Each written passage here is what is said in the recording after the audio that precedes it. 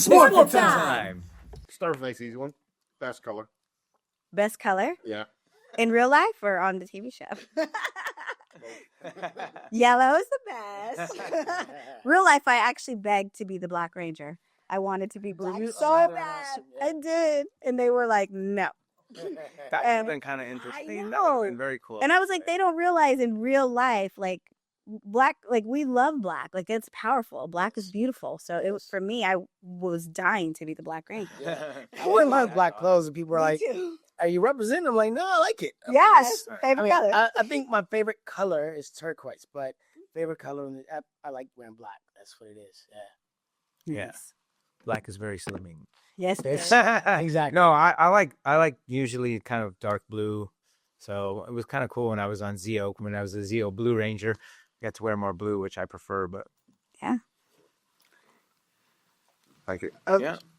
So, as I understand it from looking through some of the stats, there's been like 30 seasons of Power Rangers, Right. 22 titles, plus 3 movies, yeah. and various other little bits and pieces.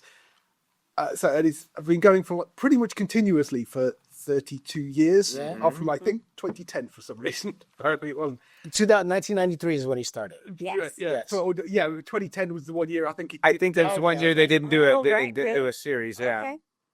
Did you ever, when you got involved in the show, I mean, I know at some point you knew it was popular, but do you ever think you'd be talking about it 32 years later? Nobody did. I'm like, that's No. not a thought at all. I mean, when the show grabbed this popularity in the very beginning, it was like, it was wild, and we didn't really understand how big it was. I mean, because we were popular in Los Angeles, we were busy working, so it's not we weren't traveling the world. We didn't really get the effect of how big it was until maybe 14 years later we started doing conventions, and you go to a place like Indonesia and you have fans that you can't even talk to, and you're like, y'all really watch the show out here? You know, so now at this point we get to travel a lot, Ireland, Australia, Indonesia, all these different places. everywhere. Yeah, all through. Like my biggest fan base, second biggest fan base is in Brazil. Yeah, Brazil. And, yeah. you Massive, know, and massive it's Power wild. Ranger fan base there. It's wild to know that it's had the effect it's had, and it's been effective for so long. Yeah. Totally. I remember Jason, Frank, and Steve calling me saying, you got to come to Comic Con. And I was like, what is that? But at that moment, we realized, like, I remember even saying to you, I was like, do they even remember who we are? And he goes, Karen, I'm telling you got to come. And so we went. A shock. Yeah. I was shocked. And so, 32 years later, we never thought that. I mean, you've seen people, they've had massive shows, massive hits, massive fame. And, you know, it's like something else new comes out and it replaces it, or something else comes and you just forget about it. But our fan base, they are true. They are loyal. It's because of them, you know. I think, like, obviously doing Comic-Cons and, like, we're kind of a walking, talking promotional tour for our show. Yes. And we've been everywhere, and there's so many Power Rangers now. And there's so much merch. Yes. Oh, my God. We still get new toys. Every year we get new toys. Toys with our faces on them. Mighty Morphin gets everything. I continue to see things like fans will bring me things, and I'm like, I've never seen this. It's like, it's been 32 years. You would think I've seen everything. I saw a clock this weekend. Yeah, I saw a clock. Yeah, and I've never seen a Power Ranger clock. I was like, wow. So yeah, there's lots of things that kind of keeps it in the mainstream. So. Yeah.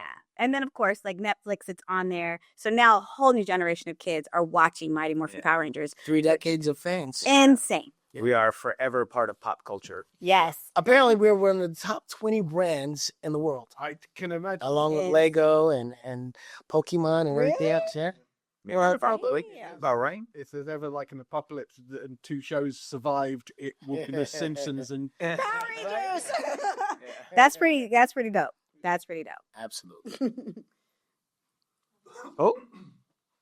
Everybody got all the questions they want? Huh? Do you have a favorite location that you guys shop? Well, I mean, we filmed in Australia. That was pretty cool. You know. Yeah. That was it was amazing. They took us a few different places. We were in like Sydney, but then we were in like the Gold Guyana, Coast. yeah. Yeah, Cayenne as well. Yeah. So, I always say it was like an adventure within an adventure because we were super young. So it was like, that was the first time I'd been out of the country. That was the first time I had to get a passport. So for me, it was like, and we were there 6 months. So we lived there. So it was like, I mean, I'd always dreamed of living somewhere else outside of America, and we got to do it. So Australia's probably number one.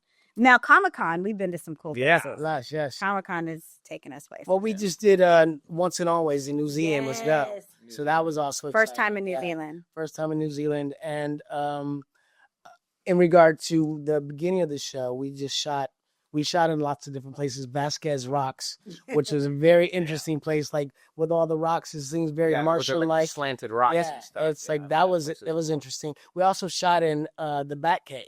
So that was like the big cave. the Bat Cave. It's a very popular. Yeah. It's in the middle of Hollywood. It's called Bronson Caves. Yeah. Bronson Caves. Yeah, Bronson Caves is right in the middle of Hollywood. They told us this is the Batman cave. I was like, wow, I know. looking at this is where the Batmobile came out. That's Yeah. crazy. Yeah, Sure was. Yeah, all those Our locations. first episode was with you in there. Yeah. We were trapped in Bronson, and I thought they were trying to kill us because that episode we were in a triathlon, so we had to swim in this river that said no swimming. We had to bike. We had to run. We were in Bronson Caves. I had a snake on my lap. Like I was like, "What kind of show is this?" Like boa constrictor. Like it was a 3-part episode. Out of context. They were initiating us. That first I think they were like, "Well, if they're gonna leave the show, let's do all this bad stuff to them, and then we'll get rid of them early." So yeah, totally. Forgive me if you were just talking about this in the panel. I missed the panel because I was up here. But I think the Netflix movie was incredibly well received by critics and fans alike. It reached number 3 in the world, I believe. Yeah. Wow. What are the chances of? I'm sure we get asked. What are the chances of any follow-ups from that? What are Netflix intentions? You know what? Your mouth to God's ears. Yeah. You know what? I don't know that they're gonna do anything else with it because Hasbro owned the show, but now it's with Disney Plus.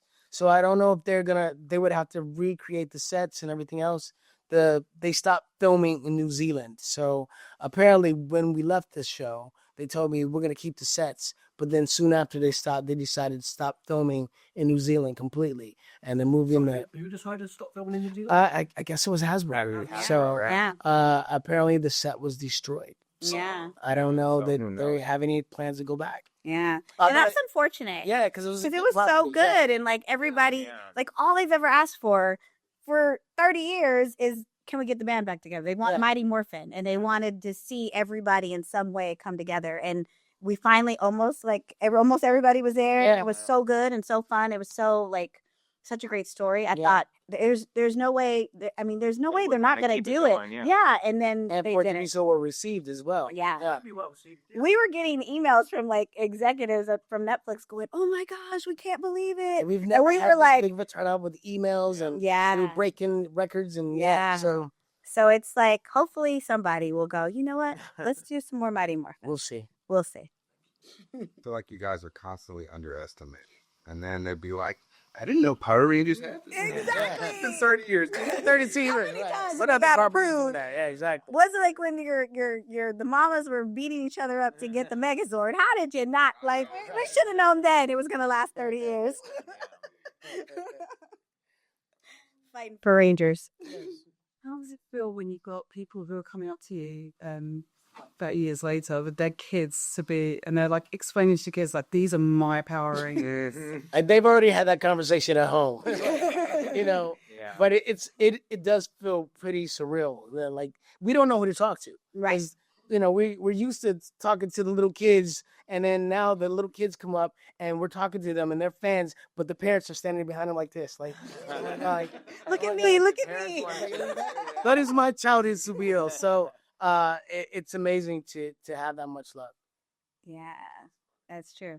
They turned 5 years old again. So I always say, people are always like, do you meet weird people at Comic-Con? And I'm like, no, we like literally get love bombed for the whole weekend, and it's the best experience. And not everybody had a great childhood. So, they'll tell us like, you guys saved my life. Yeah, emotionally. And you were my friend. And it's like, it's so deep. And it gave me the life lessons that I needed. Yes. Yeah, they say that a lot. Like, I had like a really rough childhood, and your show was always 30 minutes of escape every day. And I just want to come and say how much that meant, for people to say that kind of stuff, because back in the day when we were doing the show, there was no internet, there was no, social media, there was no way for our fans to really connect unless they mailed us a letter, and then we'd get thousands of those that we could never answer back.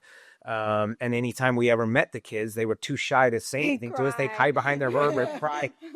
Only now, once we've started like having this, connection where we get to see each other face to face, are they able to articulate what it really meant? And now we were able to really see. So it's actually really, cool for us too, It's the best. The other thing is we were so isolated with it. Yeah, we were. The show gave, we did a lot of PSAs. And so with those PSAs, we were teaching kids to be the best that they could be. So that's one of the great things I loved about Power Rangers, about the fact that we actually inspired kids to be the best version of themselves so they could one day be a Power Ranger and be chosen as a teenager with attitude. So, Yeah. Do you have a favorite language you've heard the show dubbed in? It's Spanish because it's like, whoa, it sounds like a telenovela. And I'm like, who are these people? Yeah, it's like, it's Power Rangers. And everybody talks like that, even the women. And I'm a teenager. And it's like this grown woman's voice. It's hilarious. Hilarious. I was in the Dominican Republic of Santiago, and these kids found out I was there. So I was staying at my friend's house, and at 6 a.m. in the morning, there were kids outside the house going, Zack, Zack. They were calling me, and I was like, oh my God, they're kids out early like birds. And so finally, I go outside to go say hello to these kids, and they're speaking to me in Spanish. So my friend goes, hey, slow down. He doesn't speak Spanish. They're like, what do you mean he speaks Spanish every day on TV? And I'm like, what do I say about that? Oh, hola, amigos. That's all you got. That's hilarious. To see it like in German and see it in Portuguese and stuff, it's pretty funny. Hilarious. Yeah. Yes. Question. Hi. So you talked a lot about like PSAs and things you were teaching the kids. What did you take from your characters? Like what lessons did they keep? Because they teach a lot of lessons. Yeah. What specific things from your characters did you learn and you take from them? From our characters, did we learn like lessons from our characters? I don't know. I would say the majority of the Power Rangers that I've known or have grown to know over the years are quality people. And so I find that a lot of the characters you find in the characters come from the people. Like Zack, my character Zack was protective, very protective, especially over women. The other two girls were, in any situation, Zack was going to step up first because you got to go through me to get to them. But they were powerful enough to go, that's all right, Zack, we got this, So I know that in that sense, I guess, a lot of the things that the actors bring it to the character, rather than character bringing it to us. Yeah. Yeah, because we were so young. So I think when we brought our, when you're learning how to act, you try to make it as natural as possible. And so I was a teenager. I had attitude. It was that wasn't very far-fetched. I had graduated high school. And so I try to keep it as normal as possible. But he's right. One thing I think is it just taught me that, a woman can be powerful. We were girl power before that was ever even a thing. And so for me in my life, I'm you got to ask for what you want. You got to speak up for yourself, And no one's going to be your protector. You got to, do it. And I'm if I can be a hero on TV, I need to be a hero in my own life. Right. So that's something I learned. Yeah. What they say.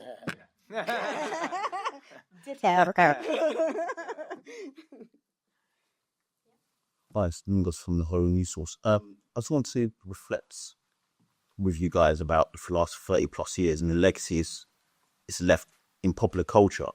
Obviously, your characters of Rocky, Aisha, and Zack, they're not just characters anymore, they're legacy characters. They're kind of like Freddy Krueger to 11. They're literally that legacy character. That's dope. Fan films, comics, and obviously there's people in various industries that grew up watching guys. How does it make you feel that it's still long-standing after 30 years? It's amazing, man. It's amazing. It's the biggest blessing, I think. I've been working as an professional actor for 30 years. So I started my career with Power Rangers, and then I joined Screen Actors Guild, and I've been working ever since. I've created a lot of characters, but nothing ever compares to this little kid show that I did. Power Rangers. I've been on shows that won not Academy Awards, but Emmys and Golden Globe Awards. Yes. And the fans, they watched that show. They thought it was amazing, but as shows go, they come and go. A lot of popular shows that you've seen, were there for a moment. People loved it. They watched it every day, and then it goes 10 years later, nobody's talking about it. But Power Rangers is still here. Yeah. So, to be part of that just is such an honor, and to know that I am part of pop culture is also amazing. Yeah. Yeah. Very humbling. I know, and I've seen people like, kind of step away, or people have asked like, oh, did you feel like you'd ever be typecast? Do you feel, as a kid, it was like kind of cheesy? And I go, no, like it means so much to so many people. Why would I ever be ashamed of that? Like that is something I am Absolutely. honored to be with, and then like he said, all the people that we've met that have worked on the show are really good people. And so for me, it's just like, to have been chosen out of the thousands, it's just a really cool accomplishment that in my life personally. Yes. Life achievement. Yeah. Everybody wants to leave a mark on the world, Mhm. right? And I feel like Power Rangers, like you throw a rock in the water, it creates these ripples. Power Rangers did that around the world. It created all these positive ripples around the world because the message that came from the show was like they called us teenagers with attitude, but we weren't teenagers with attitude because we were delinquent. We were confident. We were the best at what we could be, and when we came together, we made an amazing team. So I love that. Yeah. And I think like just losing Twee and currently losing Jason, it really just shows like one thing I was like, we were obviously devastated when we lost Jason. But it just showed like what a legacy he left behind. Like I was like, wow, like, I mean, if you're going to leave your mark in the world, he did that, And so for me, I'm like, I'm just proud to be a part of that. I'm proud to be a part of something that has touched people so deeply. Yeah. You see all these fans or people that love the show, I guess fans, with tattoos on their body. Like crazy. Of our images and our characters. And that is a wild thing to know that I'm on somebody's skin forever, Yeah. And that they love my character enough to make it that way. So, immortalize it, right? Yeah. It's insane. It is amazing. Yeah. Yeah. That's good. Very good question. Next question. Any notable injuries sustained while filming? No, thankfully, no. I was that good. He was that good. Well, what I will say is somebody, like when we got on the show, there was a show that shot next door to us, VR Troopers. So it was a really popular new show, and it was a spinoff kind of from Power Rangers. And one of their lead actors had broke his leg. And I remember we were like, oh my gosh. And they had to shut down production. And then they had to go into this phase where like they were shooting around him and, and so they were really like, you guys cannot get hurt. And, and so was, so the stunt team really was like awesome. They made sure, I know in the beginning we hear these horror stories that they went through all this stuff. And I was like, I'm so glad I wasn't in season 1 because I would have died. I'm a soft girl. I don't want to be no dangerous situations.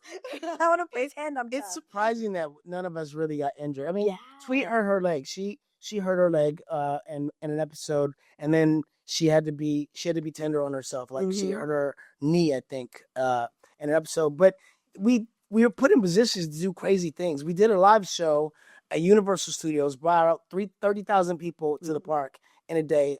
Sold out 6 shows in an amphitheater where Michael Jackson would perform. And we had one rehearsal, I think one technical rehearsal, and even that wasn't right because like when the audience came in, like when we rehearsed with daylights on, like lights, stage lights. And then when we had to do the show, it's like spotlights. So now you can't see the audience. You can only see the lights in your face. And we're jumping off a scaffolding and doing flips, landing on the mat and then doing flips and kicks down the stage to center stage. Yeah, y'all were lucky. That was like not... It was weird. It was because you shouldn't have been doing that. We shouldn't have been doing that. And fortunately, we made it work. I mean, Austin St. John, who is a bit of an adventurer, he wasn't the biggest gymnast. Amy Jo was a gymnast. David was a gymnast. Austin was a martial artist. He wasn't a gymnast. He was learning. And he decided, I'm going to do a backflip off the scaffolding to the mat below. And he didn't know how to do that. But he did it anyway, and he'd do it, and he had like if you overdid it, he could have broke his neck. Yeah. But he like would kind of land it and then roll out of it, and it made it work. But it was like we were pushing ourselves to the limits. Yeah, that's You had a kid this weekend that was there. Too. Yeah, we did. That was Oh wow, he was like, I was there at the Universal. That's a small world. That's amazing. Actually, an 8-year-old, they got to meet her 7. That's the weird stuff when people come and they bring a picture and they're like a baby and you're like taking it and they're like you're like this Now is you're you? the baby. Yeah, it's And crazy. we're like, oh my gosh. So yeah, it's so weird. So weird. But Cool. thank you guys.